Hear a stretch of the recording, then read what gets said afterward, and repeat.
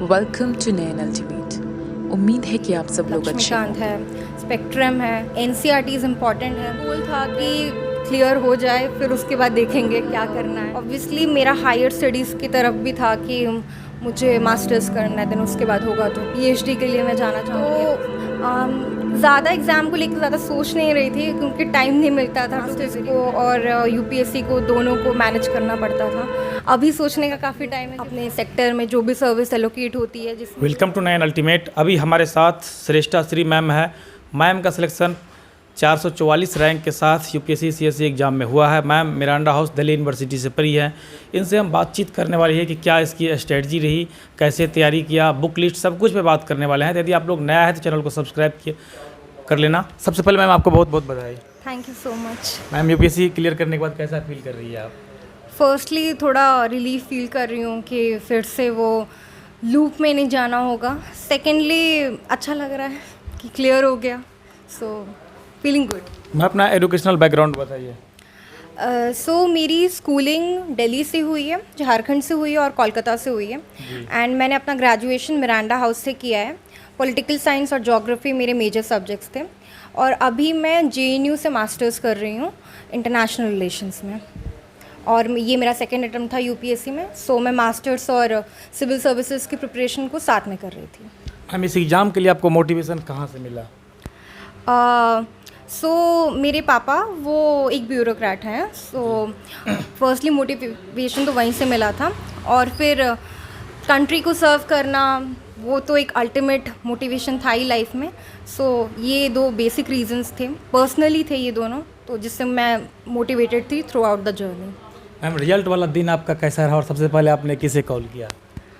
Results के दिन मैं अपने फ्रेंड्स के पास चली गई थी। मैं ऑलमोस्ट सारे रिज़ल्ट्स के दिन अपने फ्रेंड्स के पास ही चली जाती हूँ because to calm down my nerves.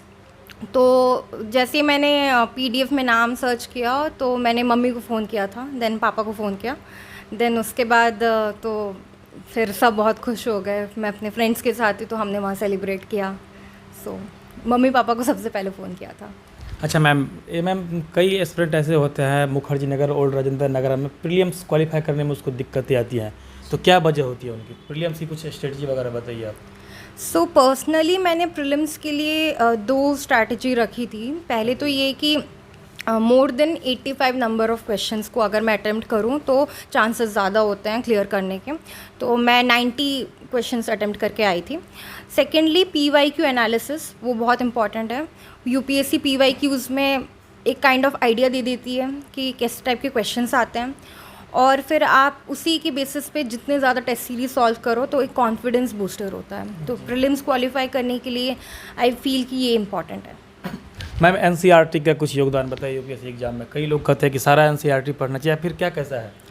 मैंने अपने कॉलेज टाइम में NCERTs पढ़ना स्टार्ट किया था। सिंस मेरी स्कूलिंग गवर्नमेंट स्कूल से हुई थी तो मैंने 10th तक NCERT बुक्स ही पढ़े थे। तो मैंने 11th-12th, क्योंकि मैंने साइंस पढ़ी थी तो मैंने 11th-12th की स्पेसिफिकली NCERTs पढ़ी। ज्योग्राफी बहुत इंपॉर्टेंट है, उसमें मैप्स होते हैं, बेसिक कॉन्सेप्ट्स होते हैं।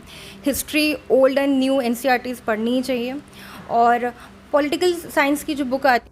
वीडियो में आगे बढ़ने से पहले एक आवश्यक सूचना है, अब आपको लाखों रुपए खर्च करने की ज़रूरत नहीं है। यदि आप UPSC CSE की तैयारी कर रहे हैं, सीरियस एस्पिरेंट है, तो आपको लाखों रुपए कोचिंग में देने की ज़रूरत नहीं है, क्योंकि आप लोगों के लिए रियासत अली सर के द्वारा IAS मेंटरशिप प्रोग्राम लाया जा रहा है, जिसके साथ आप सब लोग जुड़ सकते हैं। डिस्क्रिप्शन बॉक्स में दिए गए लिंक पर क्लिक करें और वेबसाइट पर जाके देखें।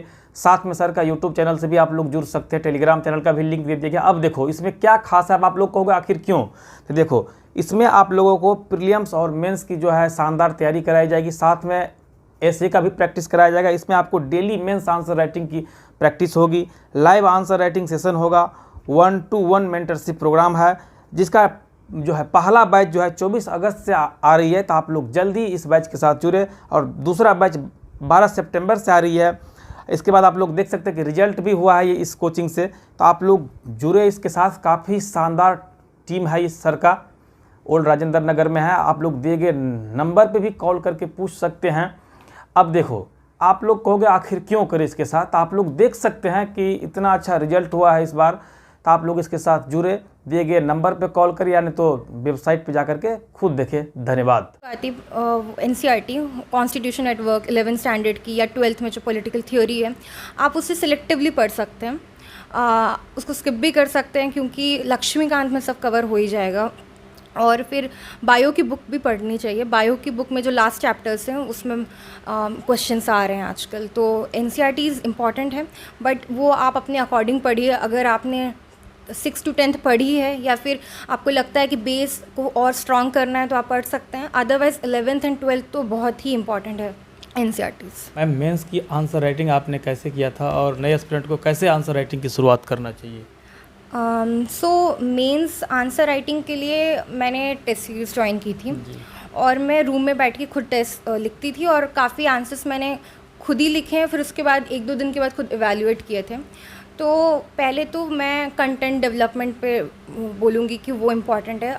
अगर कंटेंट नहीं होगा तो आप फिर स्टार्टिंग में आंसर्स लिखने में हेजिटेट करोगे, तो पहले बेसिक पढ़ लेना चाहिए, देन उसके बाद आंसर राइटिंग पे आना चाहिए। अगर पीयर ग्रुप है तो और भी अच्छा है। पीयर ग्रुप में we can exchange the answers, फिर फ्रेंड्स से आइडिया मिल जाएगा कि कहाँ पे इम्प्रूव कर सकते हो। तो आंसर राइटिंग प्रिपरेशन के साथ ही करनी चाहिए, उसको आइसोलेटेड नहीं रखना चाहिए कि एक बार प्री क्लियर हुआ तो ही आंसर्स लिखेंगे। उसके पहले से अगर आप लिखोगे तो it will give you a confidence boost. तो आंसर राइटिंग स्टार्टिंग से ही आप करो तो बेटर है जी। मैम, बुक लिस्ट वगैरह बता दीजिए कुछ। बुक लिस्ट कई लोग कहते हैं प्रीलिम्स के लिए, मेंस के लिए। बुक लिस्ट तो मैं बोलूँगी मार्केट में सबको पता ही है क्या क्या पढ़ना होता है, कोई रॉकेट साइंस नहीं है। बेसिक बुक्स तो आप सबको पता ही होगा कि लक्ष्मीकांत है, स्पेक्ट्रम है, NCERTs इम्पॉर्टेंट है। देन मैं बोलूँगी साइंस एंड टेक के लिए NCERTs को देख लेना चाहिए। इस बार जो क्वेश्चंस आ रहे हैं वो बहुत बेसिक साइंसेस से उठ के आ रहे हैं, तो वो इम्पॉर्टेंट है। उसके अलावा अगर आपको मार्केट में और भी कोई बुक लग रही है जो इम्पॉर्टेंट है, जो करंट अफेयर्स में हेल्प कर सकती है, तो जैसे मैंने कुछ मंथली मैगजीन्स फॉलो की थी विजन की, तो वो मैंने पढ़ी हैं। इसके साथ साइंस एंड टेक के लिए मैंने लेवल अप IAS के नोट्स पढ़े थे, तो वो भी हेल्पफुल थे। और एनवायरनमेंट के लिए मैंने खुद के नोट्स बनाए थे हिंदू से, और डाउन टू अर्थ मैगज़ीन, वो आप पढ़ सकते हो। तो कुछ सिलेक्टिवली पढ़ना होगा और थोड़ा डाइवर्सिफाई भी कर सकते हैं कुछ सोर्सेस। तो मैं बोलूँगी कि रिलाई मत करो एक ही सोर्स पे, 2-3 जगह पे देखो जो अच्छा लगे, जहाँ पे कंटेंट मटेरियल जिससे लगे कि एग्ज़ाम में यूज़फुल है, आप वो सब फिर यूज़ कर सकते हैं। मैम, आपका ऑप्शनल क्या था और नए एस्पिरेंट कैसे ऑप्शनल का मतलब चुनाव करें? मेरा optional political science and international relations था। सो मैंने अपने कॉलेज में पॉलिटिकल साइंस पढ़ा था, तो मुझे उसमें इंटरेस्ट था। और अभी मैं मास्टर्स भी कर रही हूँ politics with specialisation in IR। तो मेरा इंटरनेशनल रिलेशंस की तरफ हमेशा से एक झुकाव रहा है, तो वो एक बहुत बड़ा फैक्टर था जिसकी वजह से मैंने PSIR चूज़ किया था। सेकेंडली, PSIR के सोर्सेज बहुत हैं मार्केट में, तो उससे एक ये बेनिफिट होगा कि हमें कंटेंट के लिए कोई मुश्किल नहीं होगी। तीसरी बात, मुझे ऐसा लगता है कि न्यूज़पेपर से भी आप बहुत कुछ पढ़ सकते हो PSIR में, एंड वो बहुत डायनेमिक सब्जेक्ट है। तो GS2 का उसका बहुत ओवरलैपिंग है, तो इसीलिए मैंने PSIR को चूज़ किया था। और रही बात ऑप्शनल सिलेक्शन की, तो आई फील कि ऐसा सब्जेक्ट आप चूज़ करो जिसको पढ़ के आपको इंटरेस्ट आ रहा हो। Just don't go by this fact कि ये बहुत स्कोरिंग है, क्योंकि स्कोरिंग वो सारे सब्जेक्ट्स हो रहे हैं अगर आप उसको अच्छे से पढ़ोगे। सेकेंडली, अगर उसका थोड़ा ओवरलैपिंग है GS पेपर्स के साथ, तो वो भी बहुत अच्छी बात है, उससे फिर आप GS को भी टैकल कर सकते हो। तो ये 2 बातें आप कोई भी एस्पिरेंट रख सकते हैं अगर उनको ऑप्शनल सिलेक्शन करना हो तो। इससे पहले मैम, आप UPSC एग्ज़ाम के बाद क्लियर करने से पहले क्या सोचती थी जब तैयारी की शुरुआत की थी? तो तब तो यही गोल था कि क्लियर हो जाए, फिर उसके बाद देखेंगे क्या करना है। बट ऑब्वियसली मेरा हायर स्टडीज़ की तरफ भी था कि मुझे मास्टर्स करना है, देन उसके बाद होगा तो PhD के लिए मैं जाना चाहूँगी अपने सब्जेक्ट में। तो ज़्यादा एग्ज़ाम को लेकर ज़्यादा सोच नहीं रही थी, क्योंकि टाइम नहीं मिलता था, to be very frank. Masters को और UPSC को दोनों को मैनेज करना पड़ता था। अभी सोचने का काफ़ी टाइम है कि बहुत कुछ कर सकती हूँ अपने सेक्टर में, जो भी सर्विस एलोकेट होती है जिसमें भी मैं जाती हूँ। तो कुछ प्लान्स बना रखे हैं कि कैसे कुछ केस स्टडीज़ देखे हैं मैंने कि कैसे मैं अपने आप को, अपनी फुल कैपेबिलिटी को यूज़ कर सकती हूँ इस जॉब में आने के बाद। तो हम अपना टाइम टेबल बताइए कि आप मतलब कैसे कैसे पढ़ाई करती थी, कुछ कई कमेंट वगैरह आ रहे थे। कोई स्पेसिफिक रूटीन नहीं था मेरा, बट मेरा हमेशा यही डेली टारगेट होता था कि एटलीस्ट मैं 8 घंटे सिलेबस को दूँ, यूपीएससी को दूँ। और मेरे मास्टर्स की क्लासेस भी होती रहती थी ऑनलाइन, और उसके एग्ज़ाम्स भी चलते थे, उसके रिसर्च पेपर्स ये सब लिखना होता था। थोड़ा मुझे प्रायोरिटाइज़ करना पड़ता था। अगर एग्ज़ाम्स हैं मास्टर्स के तो फिर मैं उस दिन 5 घंटे पढ़ पाती थी, बट मैं ट्राई करती थी कि 8 घंटे में दे पाऊँ एनी हाउ। तो रूटीन मेरा ऐसा नहीं था कि रिजिड था कि हर दिन यही टाइम पे उठना है, या फ्लेक्सिबल था। अगर रात में पढ़ने का मन कर रहा तो रात में पढ़ लेती थी, अगर सुबह टेस्ट है, एग्ज़ाम है तो सुबह उठ के पढ़ती थी ताकि वो ज़्यादा मेमोरी रिटेंशन हो पाए। तो बेसिक तो यही था कि 8 घंटे पढ़ लूँ, सो दैट कि दिन भर में एक प्रोडक्टिविटी बनी रहे। जब आपका मैम कॉलेज चलता था मतलब मिरांडा हाउस में, उस समय मतलब आप कैसे मैनेज करती थी मतलब ये सब? जब मैं कॉलेज में थी तो मैंने तब बस एनसीईआरटीज़ को पढ़ा था, बिकॉज आई फील कि कॉलेज लाइफ को एंजॉय करना इम्पॉर्टेंट है, वो हमेशा बार बार तो आता नहीं है। तो फर्स्ट सेकेंड ईयर में मैं थोड़ी सोसाइटीज़ में भी इन्वॉल्व रहती थी और बाकी चीज़ों में इंटरेस्ट रखती थी। थर्ड ईयर से मैंने थोड़ा स्टार्ट किया था कि एनसीईआरटीज़ कंप्लीट करूं, क्योंकि फिर मुझे उसके बाद मेरा 1 साल गैप था, मैं एलिजिबल नहीं थी एग्ज़ाम देने के लिए, एज नहीं हुआ था। सो तब मेरा था कि मैं अपने एनसीईआरटीज़ कवर कर लूँ, या फिर जो भी बेसिक स्टडी है लक्ष्मीकांत वो स्टार्ट करो। तो थर्ड ईयर से थोड़ा थोड़ा टाइम निकालना स्टार्ट किया मैंने अपने कॉलेज शेड्यूल से, और एक बार ग्रेजुएशन के बाद फिर मेरे पास टाइम था कि मैं आराम से फुल डेडिकेट कर सकूँ अपने आप को सिविल्स के लिए। कई ऐसे एस्पिरेंट हैं मैम जो गांव के हैं, जो इस एग्ज़ाम की तैयारी करना चाहते हैं, उन लोगों को क्या करना चाहिए, कैसे लोग शुरुआत करें मतलब? मैं फर्स्टली यही बोलूँगी कि यूट्यूब पे बहुत सारे स्ट्रैटेजी वीडियोस हैं, टॉपर स्टॉक हैं। अगर आप उनको देखोगे तो आप उनसे ये आइडिया लगा सकते हो कि जो जैसे बैकग्राउंड से आ रहे हैं उनसे आप थोड़ा कनेक्ट कर सकते हो। टॉपर्स, क्योंकि आजकल जो टॉपर्स आ रहे हैं वो एक ही बैकग्राउंड से नहीं आते हैं, बहुत हैं जो कि स्मॉल टाउन से आ रहे हैं एंड सेल्फ स्टडी करके आ रहे हैं। ज़रूरी नहीं है कि दिल्ली से ही सबको पढ़ना हो। तो मैं बोलूँगी आप टॉपर स्टॉक देखिए, देन उसके बाद यूपीएससी का सिलेबस उठाइए, वहाँ पे देखिए क्या क्या मेन पॉइंट्स हैं, क्या क्या सिलेबस है प्रीलिम्स का, मेंस का।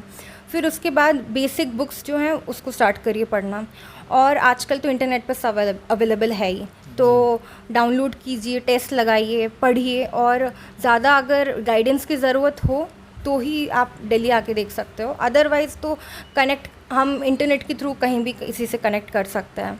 तो मेरा तो यही रहा था कि अगर कभी भी डाउट हो रहा है तो किसी का टॉपर स्टॉक सुन लो, उनकी स्ट्रैटेजी देख लो, उनके लिए जो बेनिफिशियल हुआ तो मैं उसको ट्राई करती थी अगर मेरे लिए वो इम्पॉर्टेंट है कि नहीं। अदरवाइज़ मेरे खुद के अपने कुछ थे पॉइंट्स जो मैं फील करती थी मेरे लिए इम्पॉर्टेंट है, तो वैसे हो सकता है। शॉर्ट नोट वगैरह बनाई थी आपने या कैसे, इसके बारे में बताइए कुछ। मैंने शॉर्ट नोट्स बनाए थे, प्रीलिम्स के लिए भी बनाए थे, मेंस के लिए भी बनाए थे। प्रीलिम्स के लिए शॉर्ट नोट्स मैंने बनाए थे क्योंकि वो फिर एग्ज़ाम से 1 हफ़्ते पहले रिवाइज़ करने में बहुत इजी होता है, और उसमें ज़्यादा आपको पेजेस पलटने नहीं पड़ते हैं। वो शॉर्ट नोट्स को आप देखते जाओ तो आपको रिकलेक्ट होता जाएगा कि हाँ ये मैंने पढ़ा है।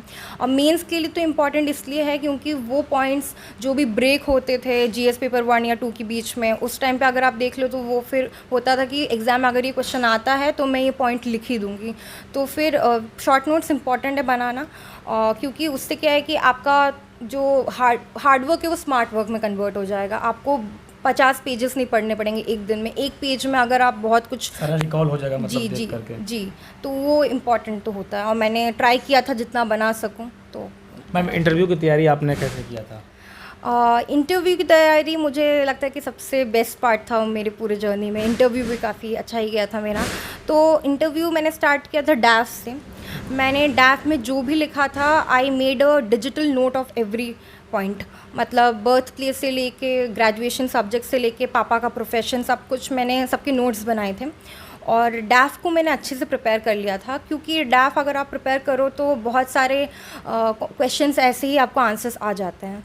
और फिर न्यूज़पेपर मैं डेली पढ़ रही थी क्योंकि मेरा सब्जेक्ट ही PSIR है, और इस टाइम पे तो इंटरनेशनल रिलेशंस में, ग्लोबल जियोपॉलिटिकल स्फेयर में बहुत कुछ हो ही रहा है, तो इसलिए न्यूज़पेपर इम्पॉर्टेंट था। और उसके साथ करंट अफेयर्स की बुकलेट्स में देख रही थी कि कुछ भी नया अगर हो रहा है तो उसका नोट बनाते रहती थी। उससे ये भी था कि प्रीलिम्स की भी तैयारी होते जा रही थी साथ में। तो डैफ, newspaper and current affair magazines, ये 3 मेरे थे इंटरव्यू प्रिपरेशन के लिए, and couple of मॉक्स। Thank you ma'am. Thank you.